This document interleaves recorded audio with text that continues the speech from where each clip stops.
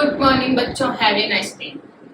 जैसा कि हम कंटिन्यू टॉपिक करते जा रहे हैं, हमारा एक चैप्टर कंप्लीट हो चुका है और दूसरे चैप्टर का एक पार्ट, क्योंकि दूसरा चैप्टर आपके दो पार्ट से मिलकर बना हुआ है। एक तो है पोटेंशियल एंड पोटेंशियल डिफरेंस और दूसरा है कैपेसिटर। तो अभी अपन आज भी कल की क्लास में, क्योंकि अभी तो पोटेंशियल एनर्जी आप पढ़ रही हो कौन सी, अब्सेंस ऑफ इलेक्ट्रिक फील्ड, लेकिन आपकी पोटेंशियल एनर्जी आप कब निकाल सकते हो, प्रेजेंट ऑफ इलेक्ट्रिक फील्ड में पोटेंशियल एनर्जी क्या होगी। तो आप ये मान के चलो कल तक आपका इस सेकंड चैप्टर का एक पार्ट कंप्लीट हो जाएगा और उसके बाद इसी chapter potential and potential difference का अपन कैपेसिटर वाला सेकंड पार्ट क्या करेंगे, स्टार्ट करेंगे। तो आप कंटिन्यू वीडियो देखते जाओ। मैं कहती हूँ जब तक आपके बोर्ड के एग्जाम होंगे आपको ऐसे लगेगा कि फिजिक्स सच में हमारे लिए इतनी इजी हो गई है। कहते हैं ना, पूरी रात पढ़ने से अच्छा है कि पर डे आप थोड़ा थोड़ा पढ़ो। एक दिन में कोई कलेक्टर नहीं बन सकता, एक दिन में कोई अपना बिजनेस पूरा का पूरा सेटअप नहीं कर सकता, कुछ भी एक दिन में नहीं होता। मेहनत होती है तो थोड़े थोड़े दिन करनी, थोड़ा थोड़ा काम करने की, तो हमेशा कुछ ना कुछ सीखते रहो। आज हम टॉपिक लाए हैं potential energy due to electric dipole. देखो, इलेक्ट्रिक डायपोल के थ्रू अपन को क्या निकालनी है, पोटेंशियल एनर्जी। डायपोल के बारे में जानते हो, पोटेंशियल एनर्जी के बारे में जानने लगे कि पोटेंशियल एनर्जी एक वर्क होता है, वो वर्क है वही किस में कन्वर्ट हो जाता है, पोटेंशियल एनर्जी में। अब देखो, सबसे पहला अपना काम है इस टॉपिक को समझना, क्या कहना चाह रहा है। तो potential energy of electric dipole में कैसे, कि आपके पास एक इलेक्ट्रिक फील्ड है, मैं मान के चलती हूँ आपके पास एक इलेक्ट्रिक फील्ड है, क्योंकि डायपोल वर्क करना है और किसी डायपोल को अगर इलेक्ट्रिक फील्ड में रखेंगे तो उस पर फोर्स लगता है।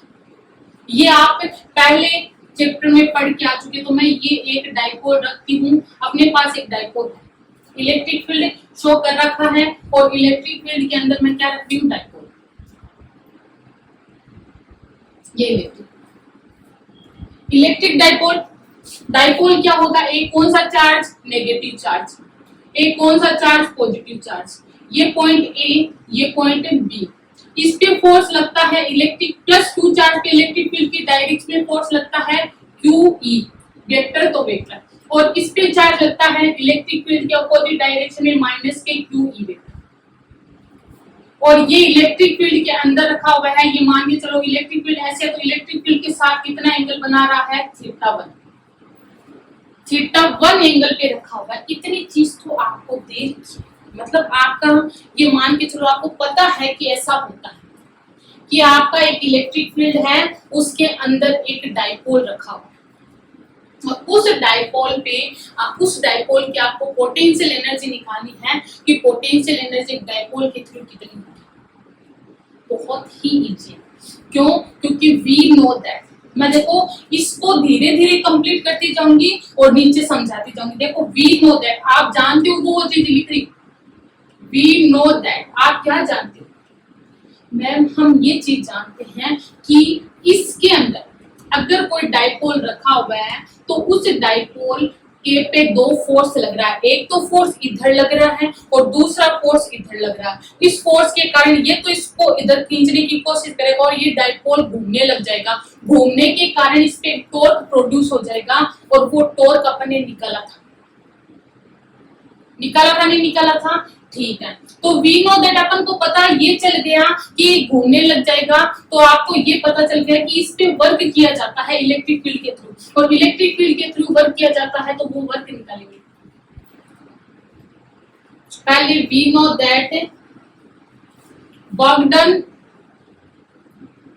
Done on dipole, work done on dipole due to electric field कितना हो, वर्क डन, पहले स्मॉल वर्क डन निकालूं तो DW, आपको पता है कि वर्क कितना होता है अगर लीनियर फोर्स हो, तो F वेक्टर डॉट D अक्ष वेक्टर।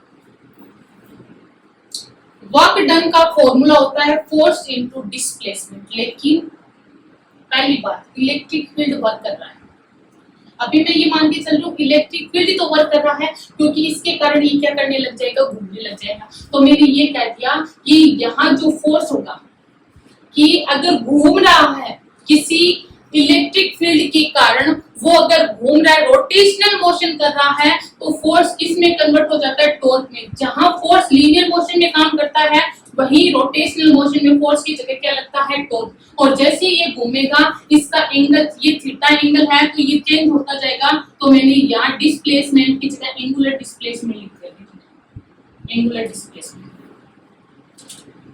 समझ आ गया।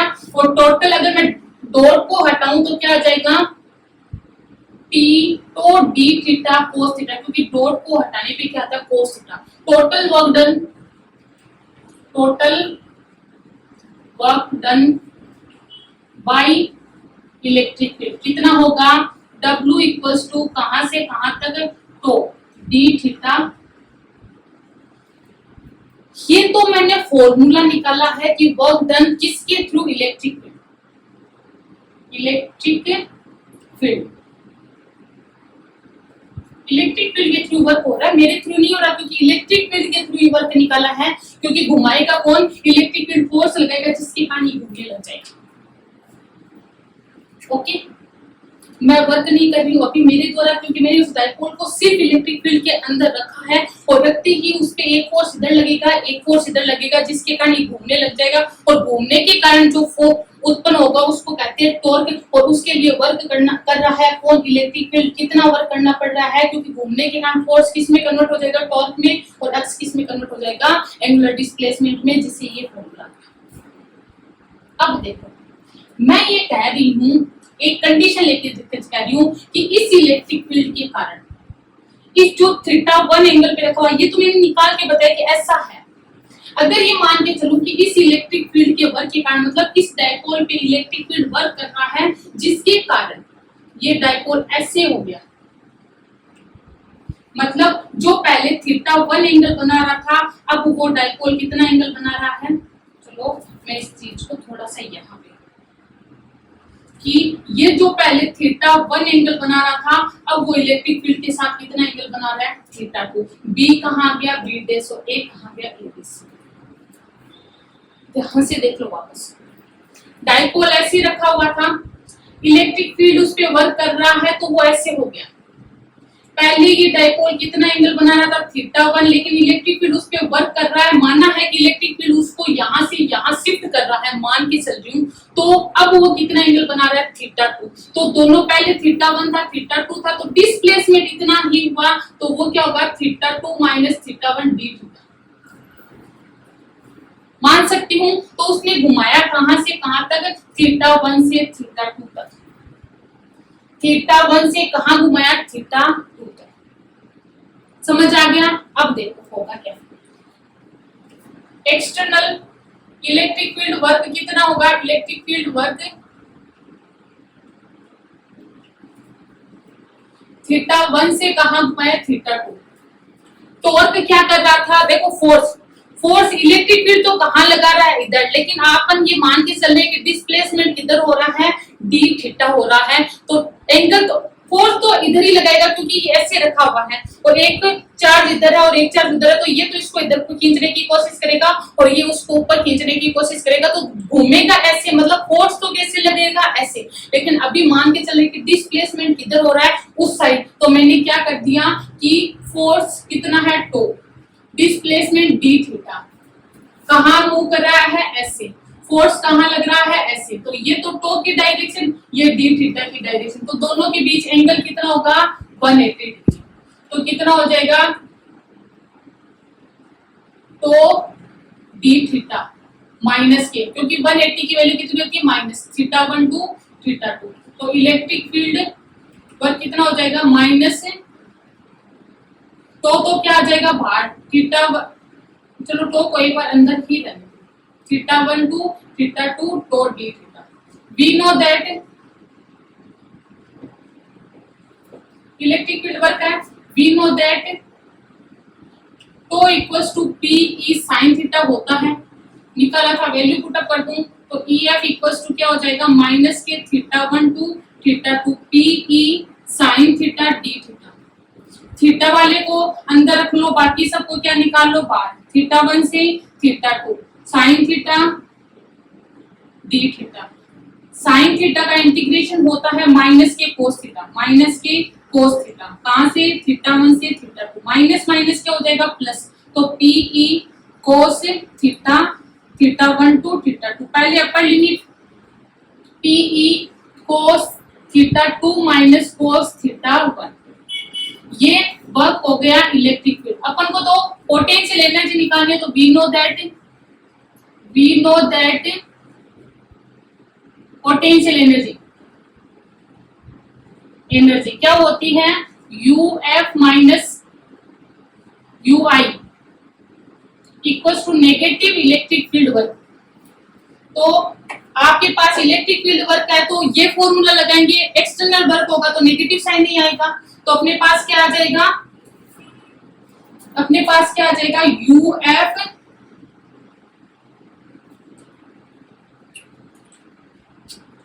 यूएफ इक्वल्स टू क्या, u f minus UI equals to minus के कोस पी तो है ही, थोड़ा सा इधर लिख लूं, यूएफ माइनस यूआई, तो क्या आ जाएगा माइनस के PE cos theta 2 minus cos theta 1।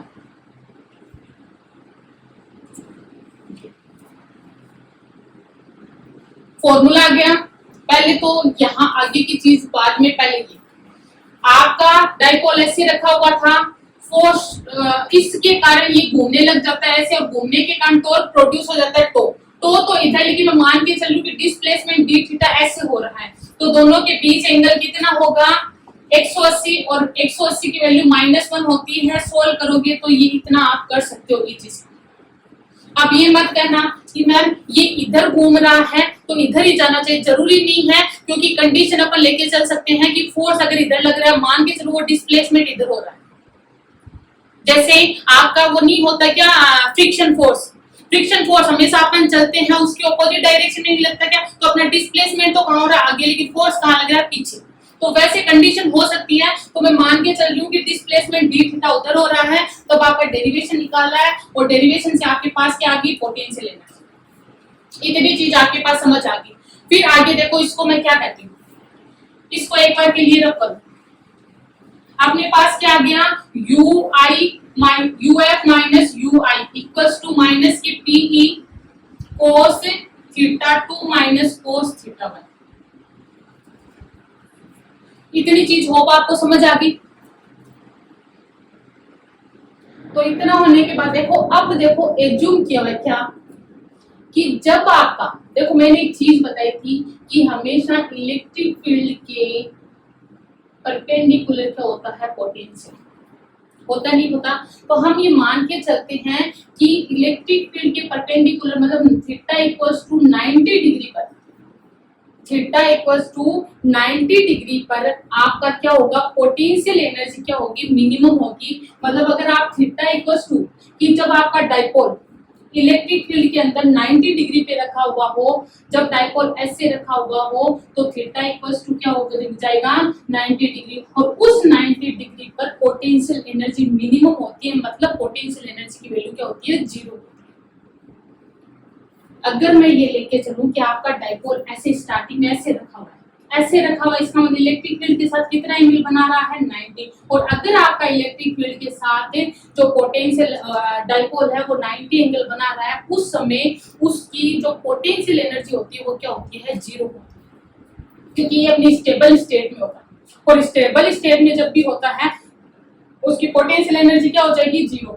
तो मैं मान के चलूं कि जब आपका थीटा इक्वल्स टू क्या हो जाएगा, 90 डिग्री हो जाएगा पोटेंशियल एनर्जी, इनिशियल मान के चलूं कि इनिशियल में लेके चलूं कि इनिशियल पोटेंशियल एनर्जी क्या होगी, 0, कब, जब वो इलेक्ट्रिक फील्ड के साथ कितना एंगल बनाएगा, थीटा इक्वल्स टू 90 डिग्री। तो मैं ये कह दूं कि इनिशियल थीटा कितना है, 90, जब थीटा इक्वल्स टू 90 डिग्री होगा उस समय आपका जो पोटेंशियल एनर्जी है वो क्या होगी, 0। तो मैं ये कंडीशन यहाँ पुट कर दूं, तो यूएफ की जगह यूएफ, यूआई की जगह यूआई एक बार, क्योंकि कब, जब थीटा इक्वल्स टू क्या हो, 90 डिग्री, तो मैं यहाँ ui की जगह क्या लिख दूं, 90 equal minus p e cos theta 2 की जगह थीटा 2, और cos थीटा 1 की वैल्यू कितनी लिख दूं 90। क्यों? क्योंकि cos 90 इनिशियल पोजीशन मैंने क्या ले रखी है 90। तब आपका क्या हो जाएगा UF, और यहाँ जब थीटा इक्वल्स टू 90 डिग्री हो तब आपका पोटेंशियल एनर्जी उस टाइम कितनी होगी 0। तो इनिशियल पोटेंशियल एनर्जी कितनी हो जाएगी 0 माइनस के PE cos थीटा 2, cos 90 की वैल्यू 0, तो अपने पास क्या आ जाएगा माइनस के PE cos थीटा 2। थीटा 2 को आप क्या लिख सकते हो थीटा b लिख सकते हो, तो cos थीटा b लिख दो क्योंकि एक है थीटा। ये आपकी क्या हो जाएगी किसी डाइपोल के थ्रू पोटेंशियल एनर्जी। ये कंडीशन देखो वहां तक आप कर लोगे। मेन इंपॉर्टेंट कंडीशन है ये वाली कंडीशन एज्यूम की गई है।